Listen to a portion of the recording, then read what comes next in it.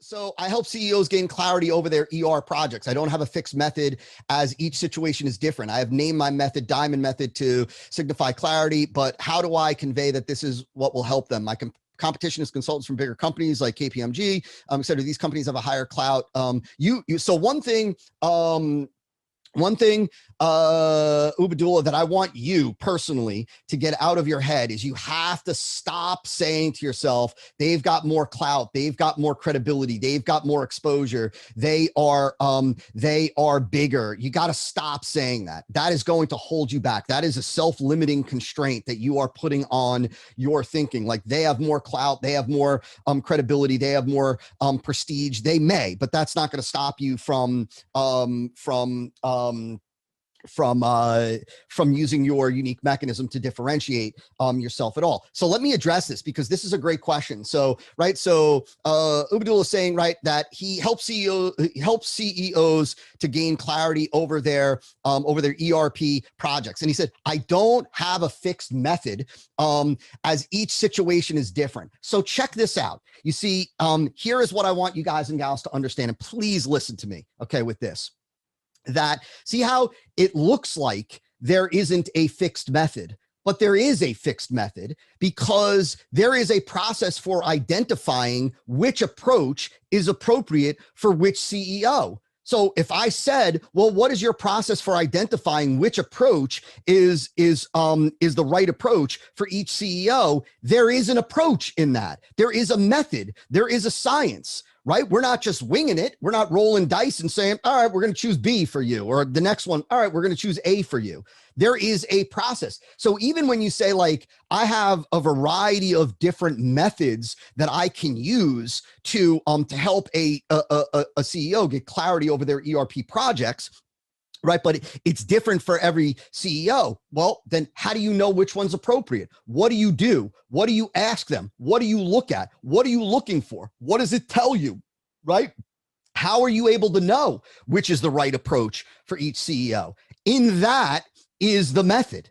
You see, that is the method, right? So just because you've got a different approach, just like, look, when talking about the agency, talking about going back to, let's say, Alvaro and Diego for a second, in an agency, and for anybody else that runs an agency, in most agency work, there is always customization. There is always, right, we're going to do different things. Like, so I might, do X for one client, but do Y for another client. Okay, well, how do you decide whether to do X or Y? See, because the decision-making process, the decision-making framework in and of itself is highly valuable.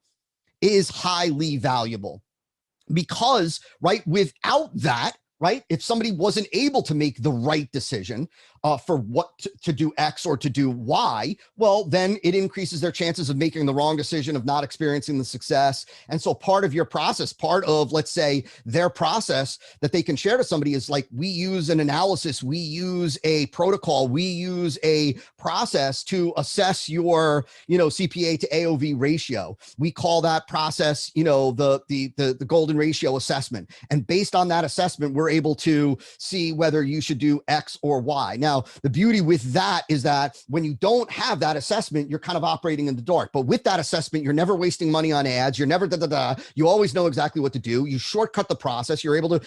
So you see how that even when you offer a customized solution, that the process of identifying what that custom path should be is the process, is part of the process. So even in that circumstance, you have a mechanism there. You just have to unpack it more. The way to really think about one of the best things that you can do, one of the best exercises for you to do in line with what it is that I'm about to teach you right now in this interrogation process, is looking at your mechanism as if you were either going to try to train somebody else to do it. So if you're a consultant, if you're a coach, right? If you're an advisor, whatever, and or like, what would you do if you were going to try to turn what it is that you do into an interactive piece of software?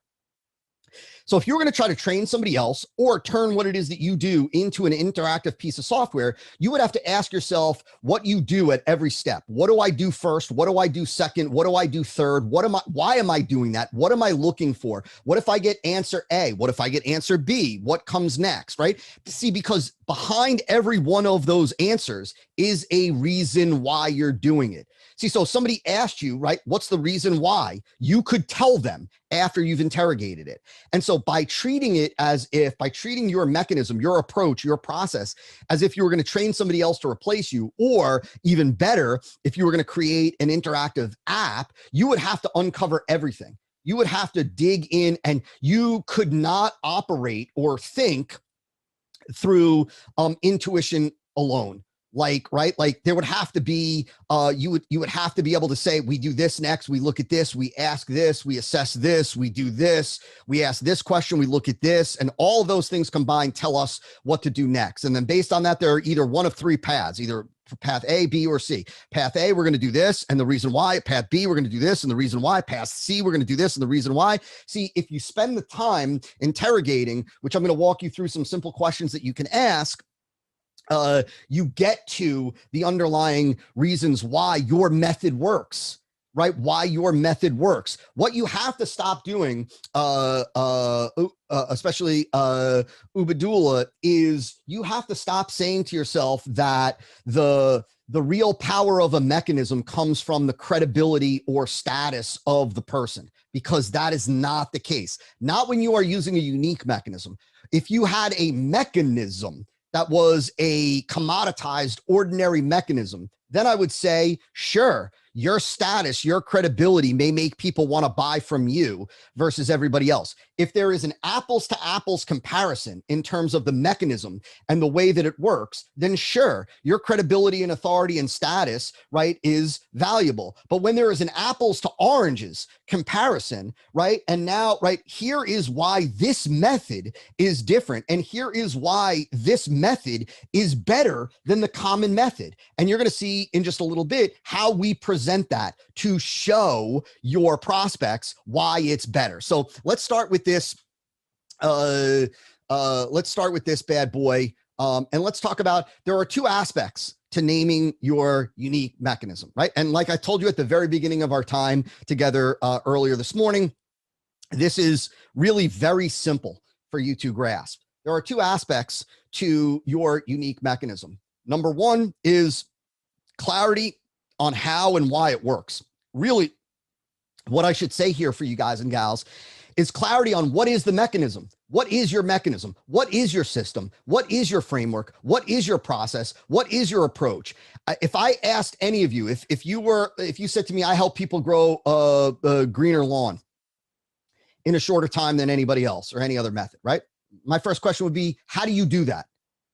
What do you teach them? What do you do? What do you show? What do you use? How do you implement, right? I help people get Google rankings. How do you do that? SEO. How do you do that?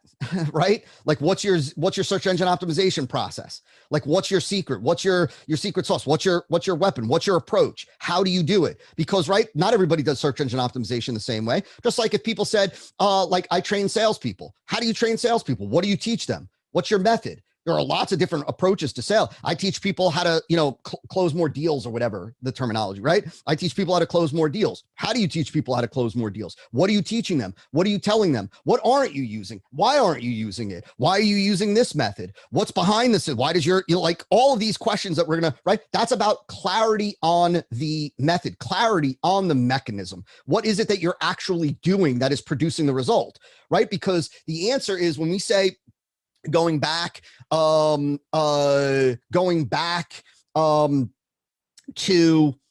the search engine optimization, I help people get top Google rankings, let's just say. Well, how do you help them get top search engine rankings?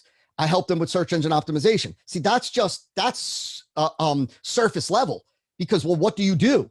Tell me, what do you do? Right? I help people generate more sales. What do you do? I help people become better salespeople. How? What do you teach them? What do you tell them? What do you show them? What exercises do you have them do? What do you have them repeat? How do you help them? What method do you use for helping them deal with objections or whatever it is? How do you help them focus on benefits? How do you help them control the sale? Like, what do you do? This is where, right, as experts, and this is important for you guys and gals to understand, as experts, we oftentimes can take for granted what we know and understand and do.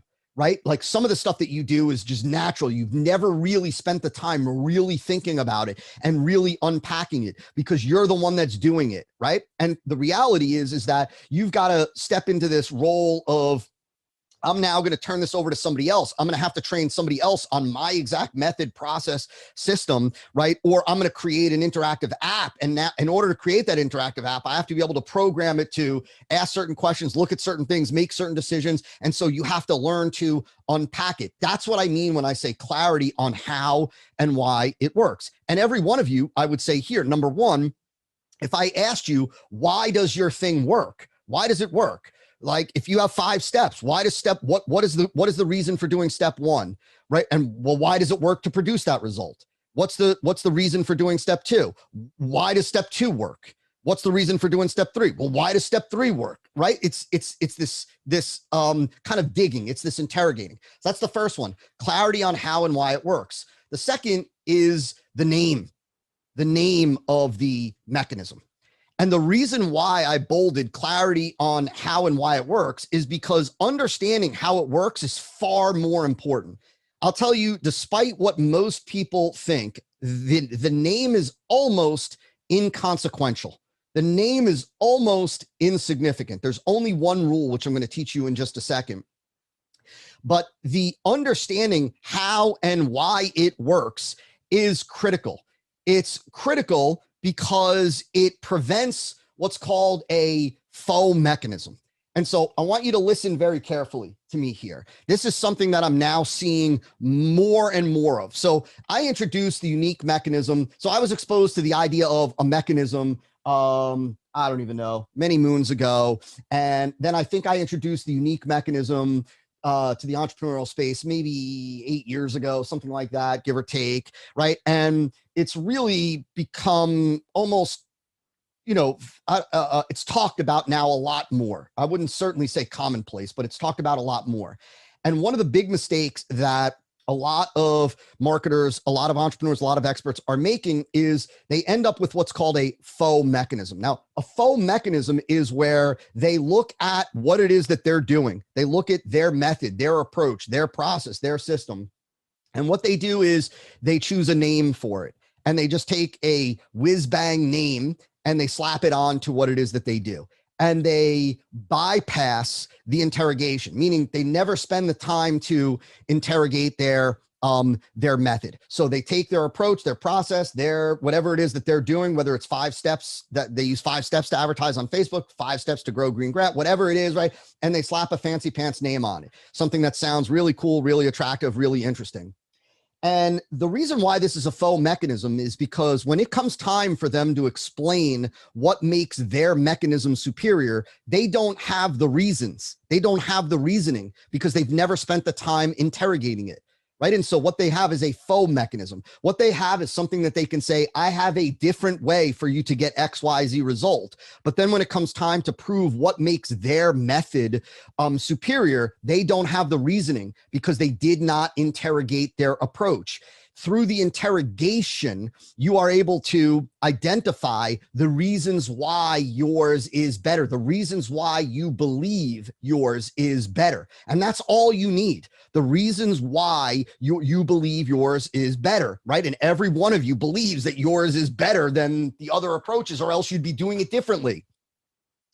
And so a faux mechanism is when you just slap a name on it, when you bypass the interrogation process. You want a real mechanism. A real mechanism is where you introduce something different, and that's something different. You can then give the reasons for why it is superior. And that comes through the interrogation process. You don't want to slap a fancy pants name on just what it is that you do without interrogating it, because when it comes time to prove why yours is superior, it falls apart, right? It'll fall apart. That's what happens to lots of experts and marketers, right? That they're able to say, I've got something different, but they're not able to effectively prove or explain why theirs is superior. That's a faux mechanism. It's different, but they can't prove why it's superior.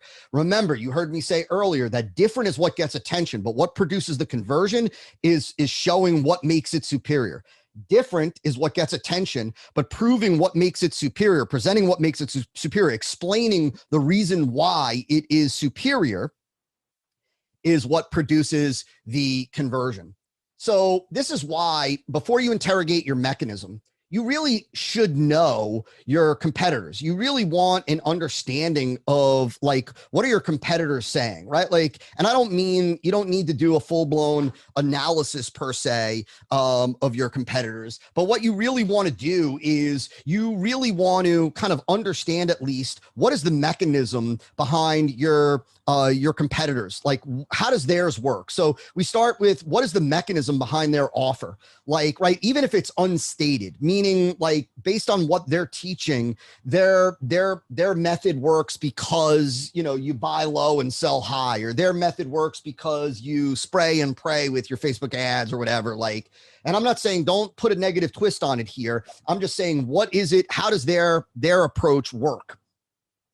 How does their mechanism or method work, right? So meaning like, how does it work? Like, what is it that they're doing? How does it produce the result? Good, bad, doesn't matter. How does it work? What is positive and negative about their approach? Now, this is positive, negative from the prospect's perspective. So like you might look at a competitor or competitors and say like the common approach is time consuming, it's tedious, it costs money, it takes a while to produce results, it requires a lot of blah, blah, blah, you know, and so you want to look at their mechanism, their approach, kind of how their thing works, even if, again, they're not explicit about having a unique mechanism. And you want to ask yourself these questions, like what's positive, what's good about it? What's a good aspect that the prospects like? When we think about what your prospects want in terms of, or what they're looking for in terms of a good solution,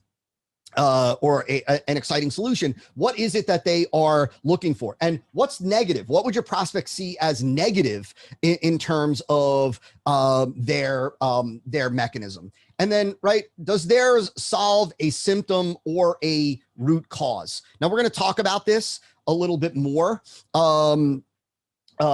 in just a bit. When we get to the marketing. What I mean by this is that, do you believe that, and if you don't have the answer to this, like if you don't know the answer to this, don't worry about it, right? These are some questions to give you an understanding of what it is that your competitors are offering in terms of their mechanism. But so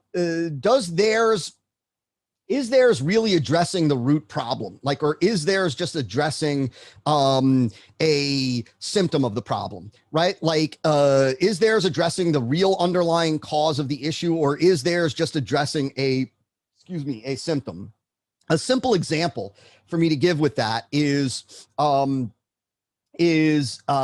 let's take paid traffic. And so there are a lot of people that they can't afford paid traffic. And they can't afford paid traffic because you know, they don't make enough money back. And so some people come along and say, what you want is, you want to use cheap traffic. You want to use a cheaper source of traffic. You want to advertise on Snapchat, or you want to advertise on Twitter, or you want to, like blah, blah, blah. You want a cheap traffic, right? That is an example in most cases of just treating the symptom, because the real underlying problem is that the campaign isn't converting enough and or isn't producing a high enough average order value, transaction value. And so the idea of like just going for cheap traffic is treating the symptom of the problem. The real underlying problem is that they've got a campaign that's just not converting well. And you could even say that it's not converting well as a symptom of an underlying issue. They're missing a part of the E5 method or something like that. But the point is that when people they're just treating the symptom, they're not really treating the root cause. And so you want to ask yourself, is are my competitors really just treating the symptom of the real like underlying problem, or are they treating the underlying problem? Like, is what they're talking about dealing with, are they trying to solve the underlying problem, or are they dealing with a symptom? And you'll understand how we use this for your mechanism in just a little bit. And so I want to start by looking at competitors. Now it comes time to interrogate your unique mechanism. And I couldn't find a better graphic than this. So I know that interrogate and the microscope don't really go together, but you get the point.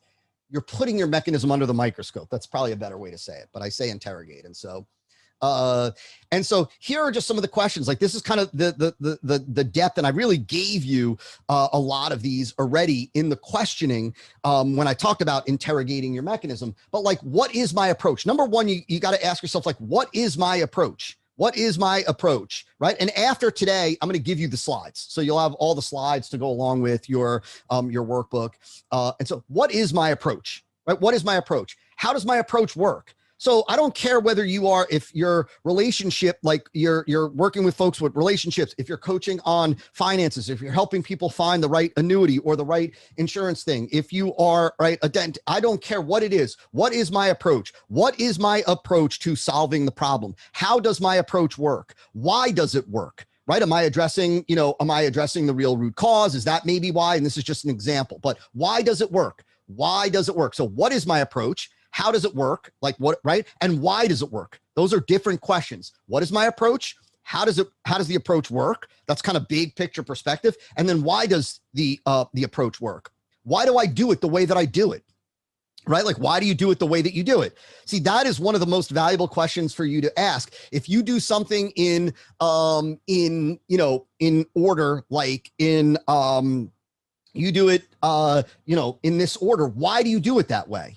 Like, if you like, and I want you to understand that you will have reasons. You will have a reason why you do it the way that you do it. You just probably have never thought about it. And so why do I do it the way that I do it? Why do I do it in the order in which I do it? Why do we do this step first and then this step second? Why not reverse it? What would happen if we reversed it? What would happen if somebody did it out of order? What would they lose? Right? Like, I could talk about the E5 method. When somebody skips the first E, which is examine, they end up creating campaigns that are off the mark from what it is that their prospects really want, or their competitors have already said to them, right? And so, right, that's why we do that first. That's why that is critical. Why do we, with the E5 method, why do we start with the marketing, the campaign thesis, which we're going to talk a little bit about today? And why do we then go to the offer and then go back to the beginning of the campaign? Why don't we do it the other way around? There's reasons. So why do I do it in the order in which I do it? What have I added or subtracted? Now, this is for those of you that you kind of do something similar to what others do. Like, let's go back to the search engine optimization, or to the LinkedIn marketing.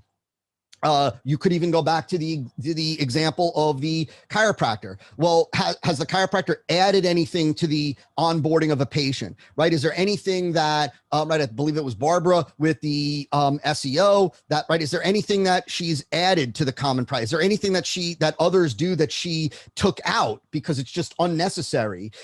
Anything that's been added in, anything that's been subtracted, anything that's been combined? Is there anything that you do in your approach that you've kind of combined? Are you doing an analysis, like a dual analysis, where you're analyzing prospects at the same time that you're analyzing competitors, and you do it that way, right? And you do it combined. Well, why do you do it that way? Right? Why did you combine it? What is the benefit of combining it? Why didn't you choose to do it separate? What is the benefit of that? What's the reason behind that? See, all you got to do is just spend time digging into why it is that you do what it is that you do. That's going to tell you, right? That's going to give you that's going to give you the evidence that you're then going to use in your marketing campaign. If you do, like, if I asked you, which I'm not going to ask you, but if I asked you, right, like, let's say those of you in the States, who did you vote for? Which I'm not going to ask you. But if I were to ask you that, right, hopefully the overwhelming majority of you, if not every one of you, would be able to, you'd give me an answer. And if I said why, you would be able to give reasons, whether it's one, whether it's two, whether it's three, whether it's five, right? A lot of people they might kind of know it intuitively or in their gut. They've never sat back and they've never analyzed it. But right, when you decide to do something, there is a reason why. And so if I asked you why, right, hopefully you'd be able to share. You'd be able to give me at least one answer why. That's what we're doing here. We're unearthing the reasons why, because it's the reasons why that you unearth here that you're going to use to prove what makes you superior. So one of the questions, one of the more common questions that came in earlier is, well, how do I prove that mine is superior? Well, number one, right, if you believe that yours is superior, right, or else you would be doing it differently. I have to believe that for every one of you. You believe that yours is superior is the better way or the best way to do it, or you'd be doing it differently. Therefore, let's talk about the reasons why you believe that it is better, why you believe that it's quicker, why you believe that it's easier. Let's drill in. These are the questions to uncover that. Well, once you uncover that, well, why do you believe that it's faster? Because we only do 3 steps instead of the 5 steps. And why are those 3 steps able to get the same result compared to 5? Because of you're able to give the answers. Those answers we're then going to take and we're going to use in your marketing to show your prospects why it's better, why it's faster. See, the reasons are already there. You just have to unpack it. The evidence is already there. You just have to unpack it. And so this is not about like, I got to pull a rabbit out of a hat and come up with, some whiz bang explanation. No, you're going to see how we put this all together. Why is my way easier? These are some questions to kind of go a little bit deeper. Right now, your way may not be easier, but this is a question that we're going to ask, right? And if the answer is it's not, then don't worry about it. Like, let me give you an example. Let's take the E5 method. I never claim that the E5 method is the easiest way to have a marketing campaign. I'll talk about it's the best way, and I'll tell you why. It produces the most consistent results, and I'll tell you why. It's able to grow monster businesses, and I'll tell you why. But I never talk about it being the easiest. Why? Because it's not. There are a lot of other fast ways of putting up a campaign. They might not work nearly as well. They might not produce nearly the consistent flow of clients, right? But they're easier to put up. I never talk about the E5 method being easier. I talk about it being better, more consistent, more powerful, more reliable, right? In terms of acquisition and cash flow and all that. And so you may ask yourself, why is my way easier? And your answer may be it's not, and then move on. That's okay. This is us interrogating. This is us trying to learn about your methodology, right? Why does my way work faster to produce results? Again, it may not. It might not produce faster results, but it might produce more results. It might produce more consistent results. It might produce more reliable results. It might produce more safer results. But the point is you want to ask this. Now, look, I will tell you, and for what it's worth, and just write it down, right? That going forward, when you are thinking about product creation, when you're thinking about, service creation, offer creation, ideally, when you're starting from scratch, right now, what we're talking about is an existing process, an existing methodology that you have, that you do, that you use. And we're talking about interrogating that, right? And understanding it. But sometimes going forward, you're going to use this process to put together mechanisms, to put together a unique mechanism. And you're going to be able to start from scratch without having an existing mechanism. You're going to be able to develop one. When you do that, right, going forward, this is just a side note to highlight, write down, circle, that you want to focus on easier, faster. If you can develop a mechanism that produces results easier than the others and faster, that is extremely attractive in the overwhelming majority of markets. So what you have right now is what you have right now. When you are starting from an existing method, an existing process, framework, system, approach, steps, whatever, it is what it is. We're interrogating to uncover how it works and why it works and what it does. But going forward, when you create mechanisms, right, which is the way that the savviest entrepreneurs and marketers in the direct response space do it, you want to look for, how can I put something together that will bring faster results and easier results? Maybe not better results, maybe not more consistent, but faster and easier. 2 extremely attractive characteristics for lots of markets. But again, clear with the E5 method, not the easiest. Same thing with, like, look, the ask method is certainly not the easiest way to publish or put out a survey, or doesn't have to be, right? But it produces better results. Might not be the easiest way. It might not be the fastest way, but it produces better results for list segmentation and all that. Why does my way produce greater results? So does yours produce greater results, and why? Why is it able to produce better results, more results, a greater volume of results?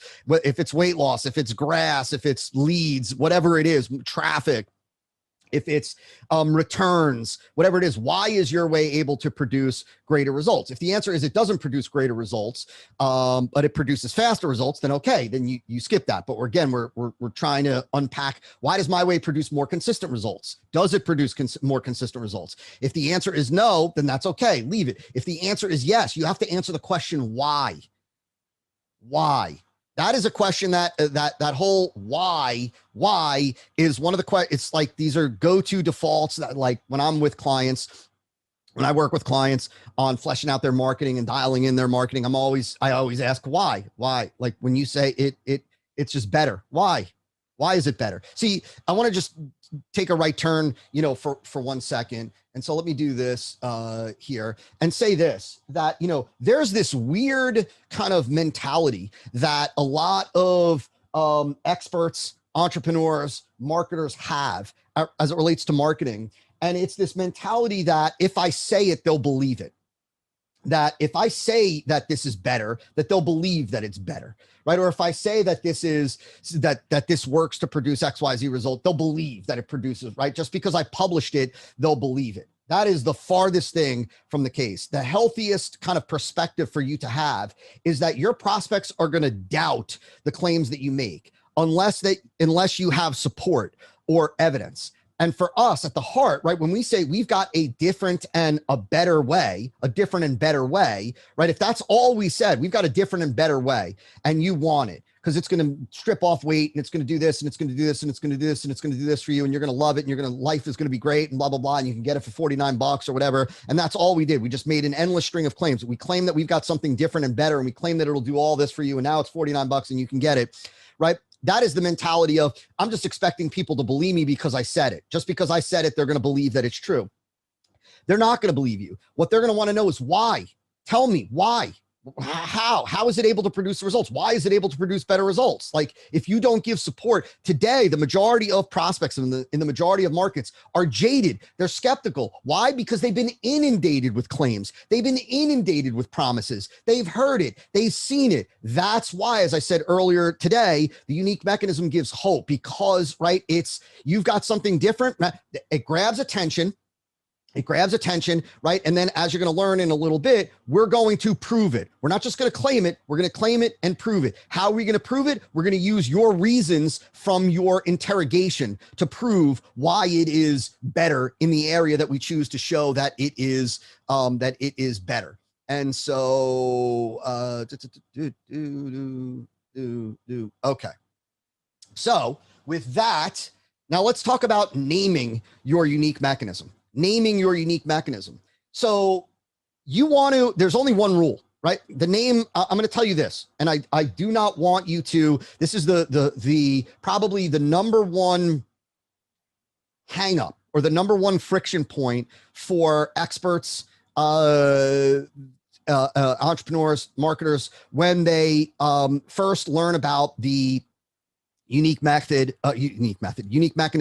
when they go through E5 coaching. And that is this. They get caught up in the name and they think that the power is in the name. The power is not in the name. The power is in understanding how it works so that we can explain why it's able to produce superior results, either faster, easier, more consistent, blah, blah, blah. The name is almost irrelevant. It really is almost insignificant. It's not about having a name. It's about being able to show why that thing that you've named is able to deliver the results in a way that is superior, right? So every name that we kind of today is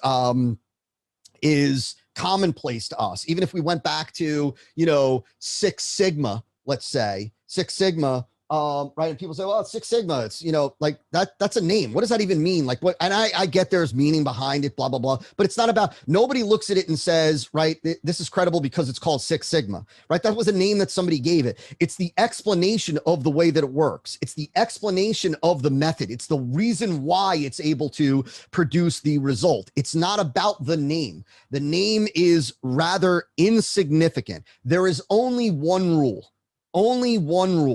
And it's this: you want to avoid names which sound promotional or are benefit driven. Instead, you want a name, and listen to me, you want a name which sounds credible, which sounds scientific, which sounds formal, something like which you'd see appear on a news program or at a conference or in another experts or speakers presentation. You don't want something that sounds promotional. You don't want something that sounds benefit driven. Save the benefit driven promotional sounding name for the product.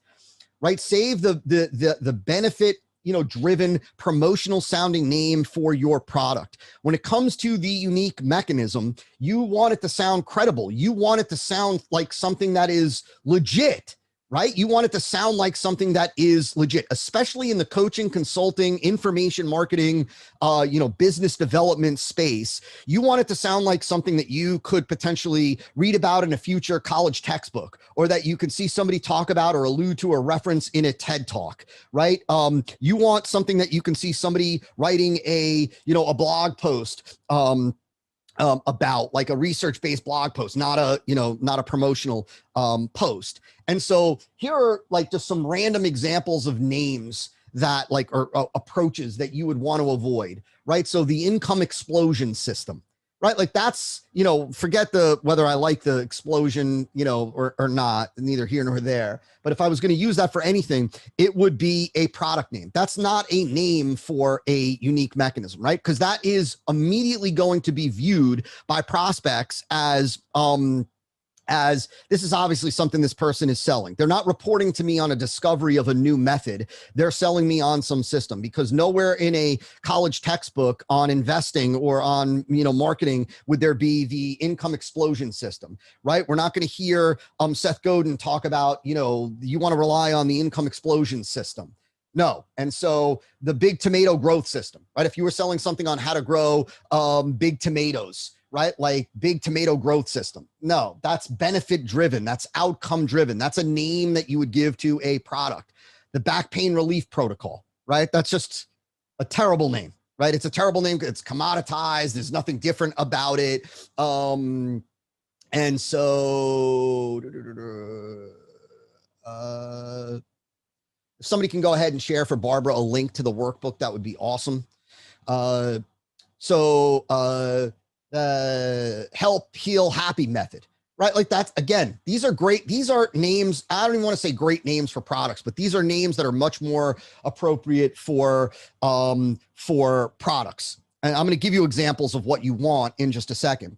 Help heal happy method, the muscle growth activator, superior stock profits blueprint, right? You can see how even in the last one, for example, the superior stock profits blueprint, how it is clear that you are trying to convey a benefit. It is clear that you're talking about something that you want the prospect to see as good, to see as attractive, right? Like it's clear of the intention behind the name, right? And so that's the kind of thing that we would go for a product. Here are examples of what you want. And this is absolutely going to be, yeah, Ryan, absolutely. Academic naming versus flashy. You're going to think this is crazy when you see these names that are much more appropriate. But please trust me, right? Trust me. And so these are the kind of names that you want. Cash flow compounding. And I don't know if some of these names are already used or not used, right? But we could talk about, like, in order to, like, getting out of debt, what you want to use to get out of debt is a method called cash flow compounding. It's very different from simply saving or skimping or doing any of that kind of common stuff. Cash flow compounding works to get you out of debt because of how it leverages right? And see how cash flow compounding is something that you could see talked about. You could see being talked about in a text or something like that. Let me see here.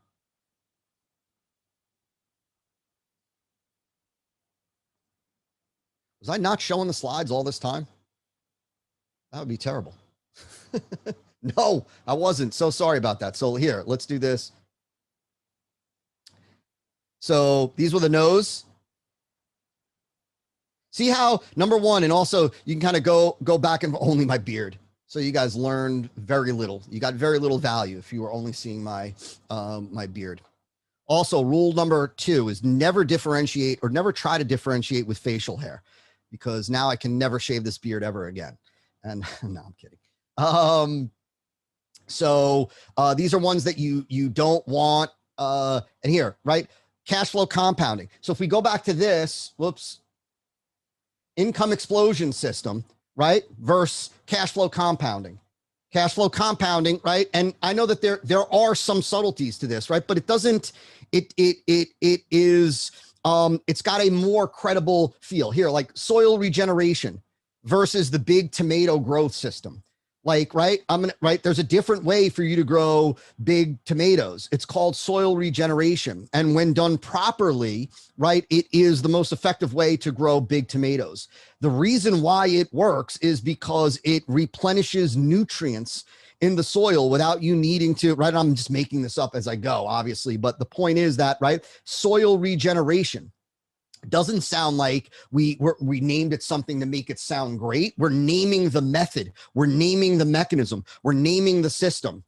Lumbar reactivation instead of the back pain, relief protocol.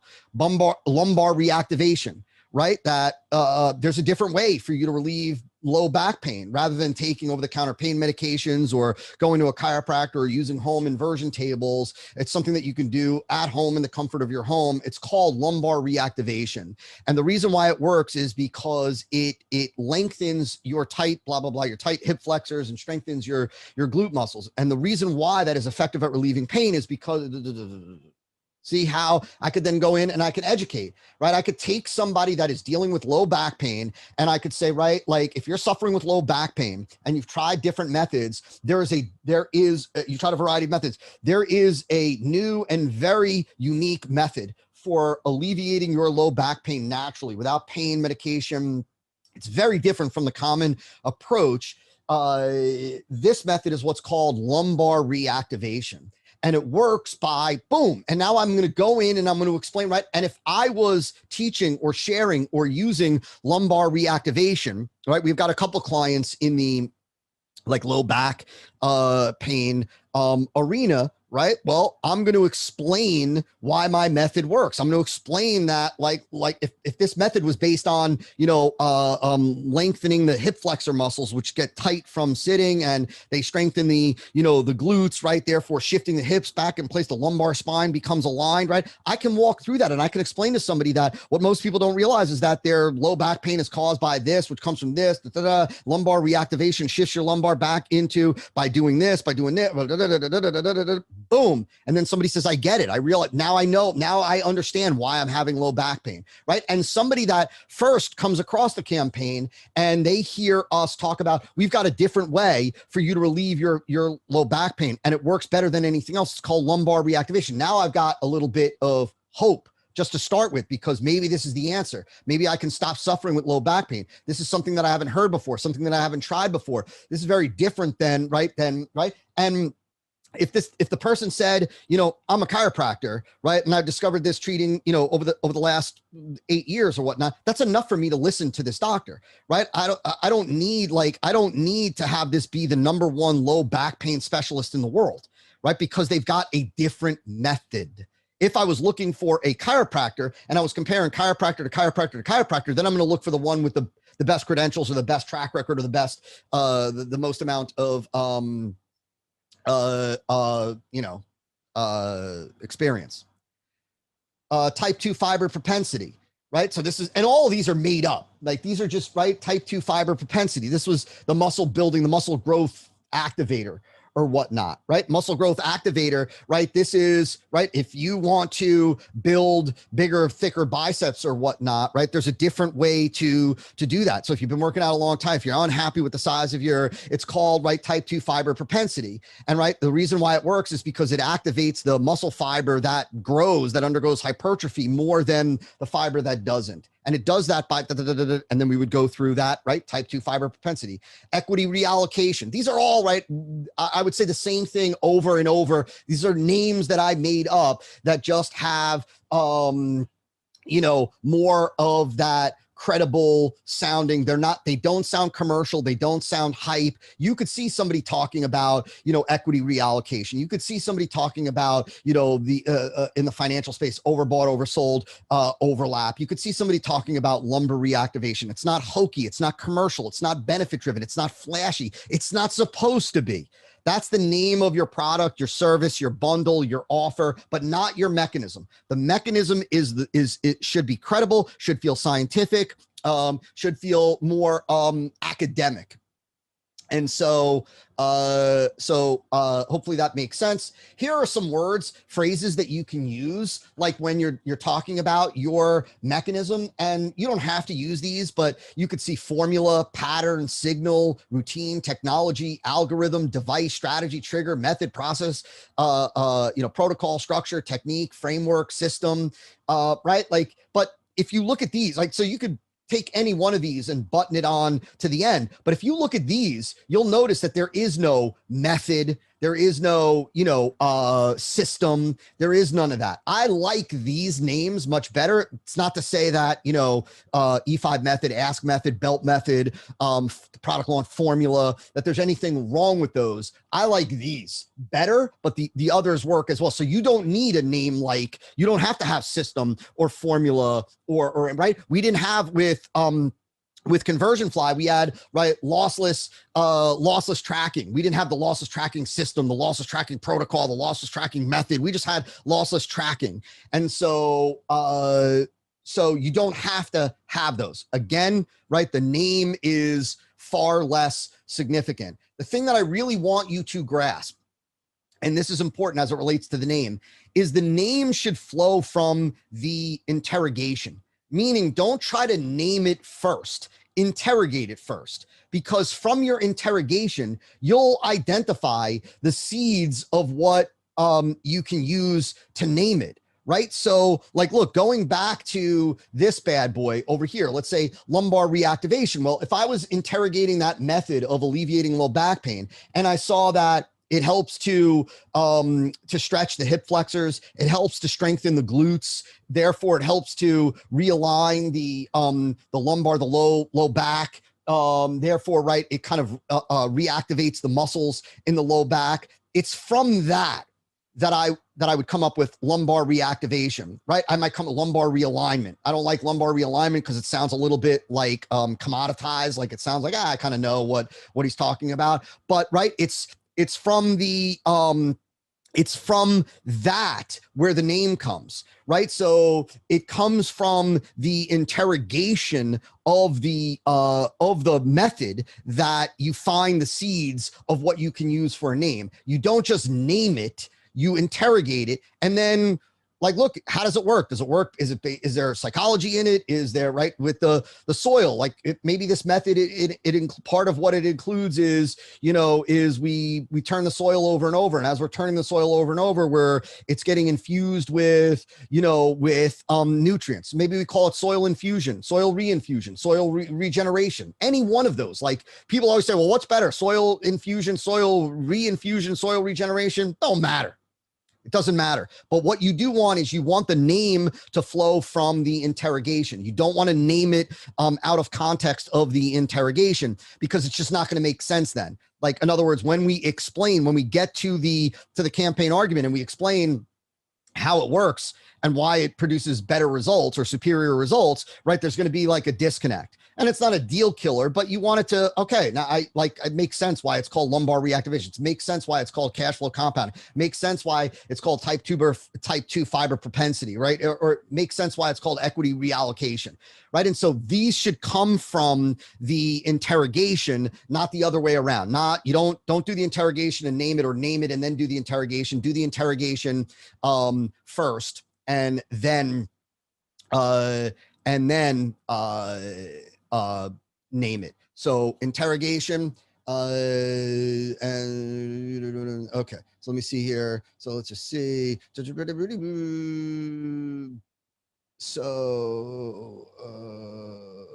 make sure we'll get the replay. Yes, Julian, you will get the replay tomorrow. Absolutely. So Mark said the body fit X method. So no, so like the body fit X method, I would see more as the product name, almost like P90X, right? It's very similar to P90X, body fit X, body fit X, but it is, what is it about the body fit X method that makes it work? Is it like, is it muscle overload that's why it works? Like, why does the body fit X method work? That's what I would identify, and that's what I would name. So like you could say to somebody like, like like when it comes to like, look, body fit X, it works because of blah, blah, blah, blah, blah, unique mechanism. That's what you're looking for. And so, thoughts on, so Phil said the thoughts, hearts and numbers method, because we help course creators get more profits and client success by knowing their metrics. We've started using this recently, but it doesn't feel like it's resonating. No, I wouldn't go hearts and numbers, right? Because it doesn't, again, I want you to think, it reminds me a little bit of happy, help, heal, happy method. What I would do is I would dig into, so if you help them make more money and get more clients by knowing their metrics, right? There is something in the metrics. There is either, right, like maybe it is metric targeting, maybe it is, there's something in the numbers area that I would go with, like metrics targeting, or, the metrics algorithm or something like that, right? It's in that, it's how you teach them to use the numbers where there is the power. And so that's where I would go. Let's get this interrogation. It should be, so, got it. Object trading.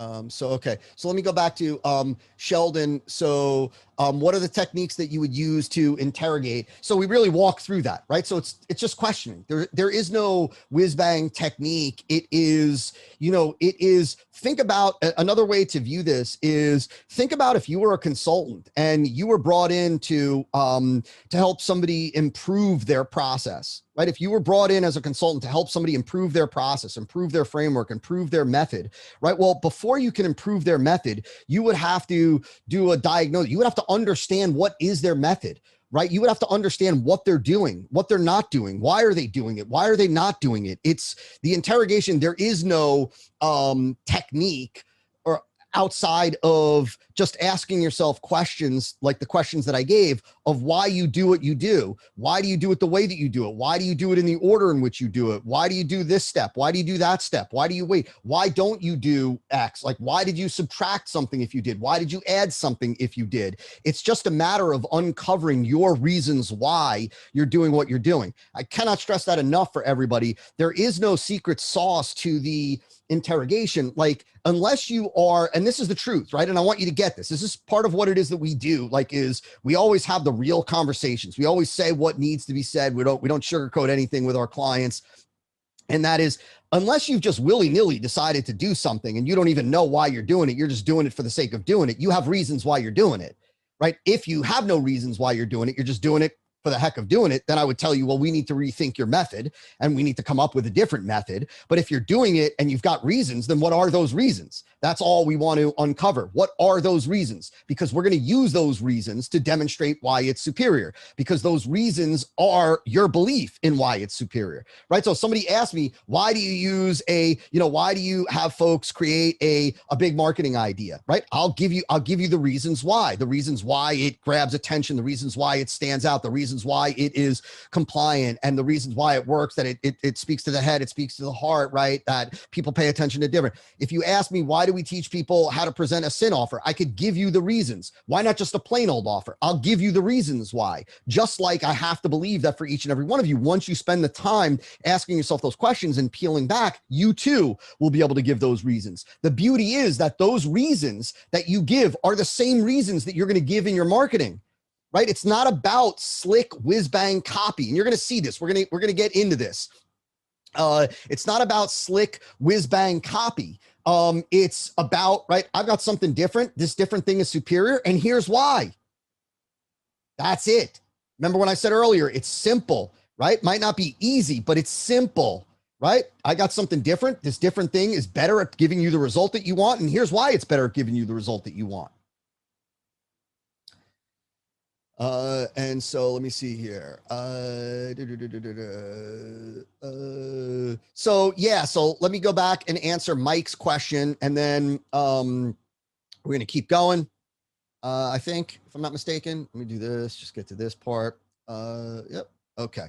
And so, and then after this, we're going to talk about deploying your unique mechanism in your marketing. And then I'm going to take whatever you guys want to talk to me about, whatever questions it is that you have, anybody that wants to jump on the mic and run something by me. We're going to do that. So Mike's question was, any suggestions for coming up with a metaphorical mechanism for an option trading service? So what I would say in general with the metaphorical mechanism is number one, I would go, and this is a recommendation that I would give you guys, regardless of whether we were on this workshop or one of our other workshops or inside coaching. And that is, there's a book, I believe the name was changed, but you could find it by searching for Metaphorical Selling.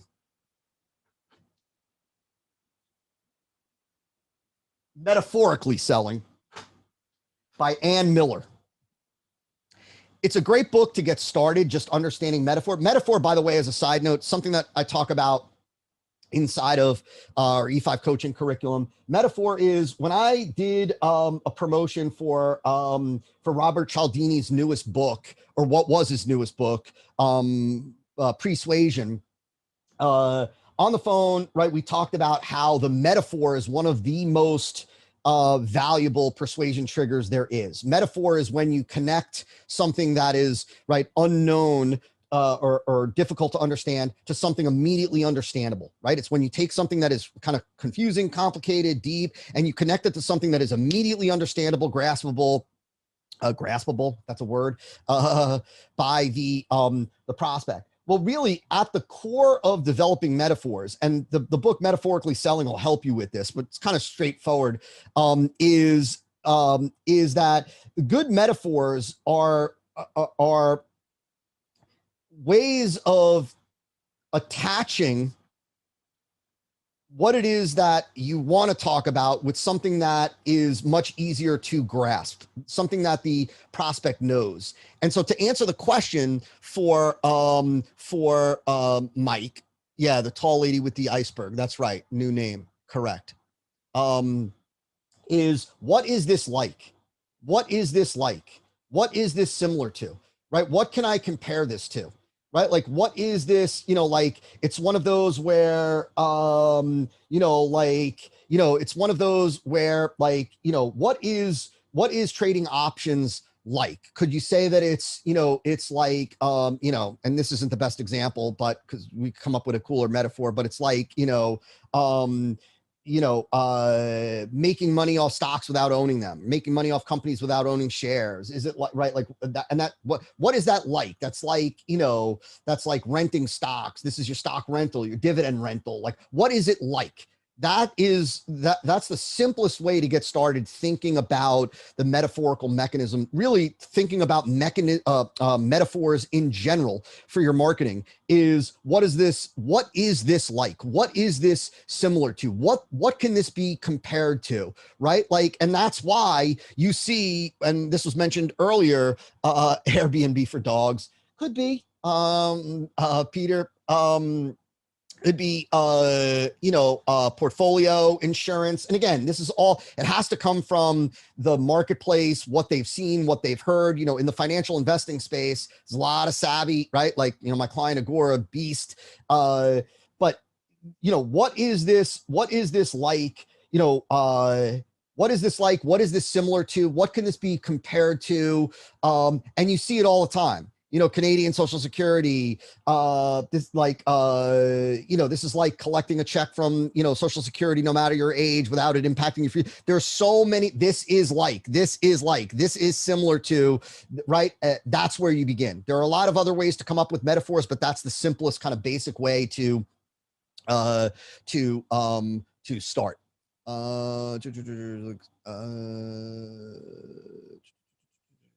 And in significantly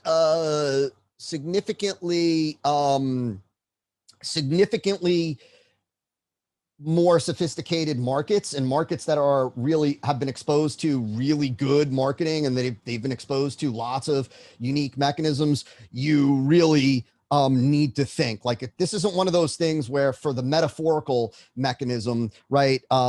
This isn't one of those things where I would come up with two ideas and pick one and then roll with it. Like, for the metaphorical, naming the metaphorical mechanism or coming up with the metaphorical mechanism, I mentioned earlier, it's nowhere near as common, and it's also more difficult because it requires a lot more thinking about the actual metaphor, what you're comparing it to, than does the other core three types of mechanisms.